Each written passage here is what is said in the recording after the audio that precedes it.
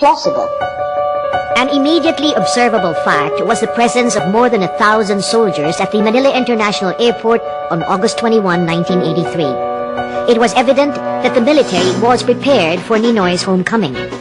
In fact, the armed forces had a detailed operational plan, ostensibly to protect the former senator.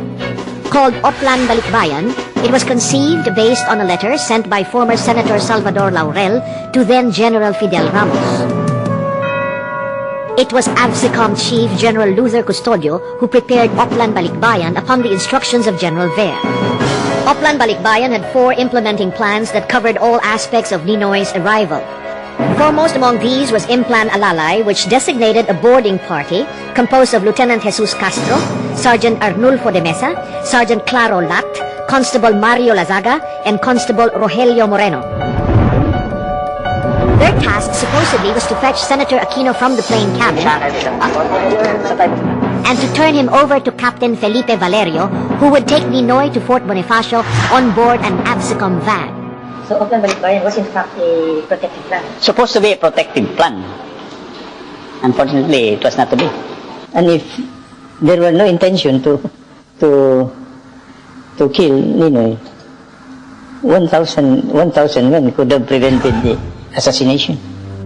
Plan Alpha called for the boarding party exiting with Senator Aquino through the tube to a remote holding room and onto the van. However, upon last-minute instructions from General Custodio, what was carried out was Plan Bravo, which called for exiting through the bridge stairs to the ABSICOM van.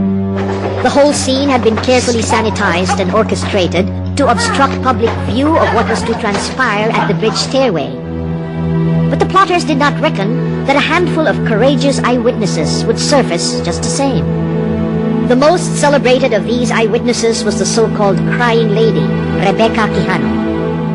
Maraming reporters na mga sumalubong at tinatanong nila ako na bakit daw ako umiyak. Sinabi ko sa kanila na pinatay nila si Ninoy, bakit hindi kayo umiiyak?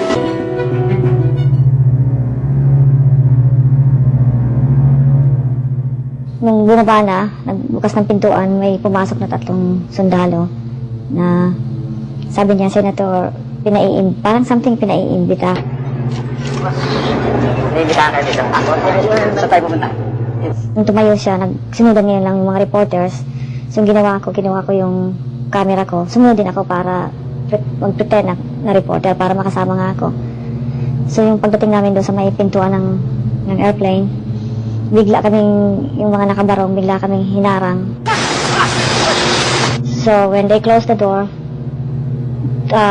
tumakbo ako doon sa first class, sa right side, sa may window.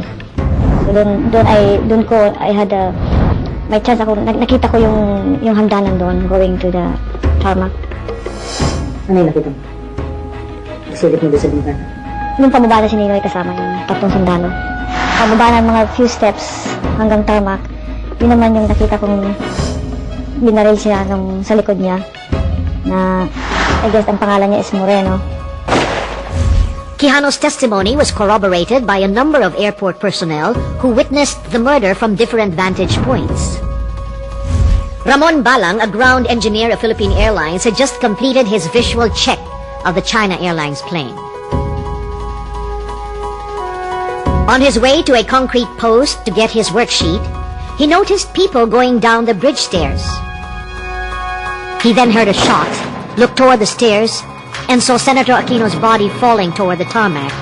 At almost the same instant, he noticed a man in blue at the rear of the van being surrounded by about 3 or 4 men in navy blue coveralls. He was smiling and talking animatedly with the soldiers. The man in blue fell on his back after a burst of gunfire. With the soldiers aiming their guns in all directions, Balang hurriedly ran for cover. Another PAL employee, Jesse Barcelona, was tasked with servicing the equipment of incoming planes.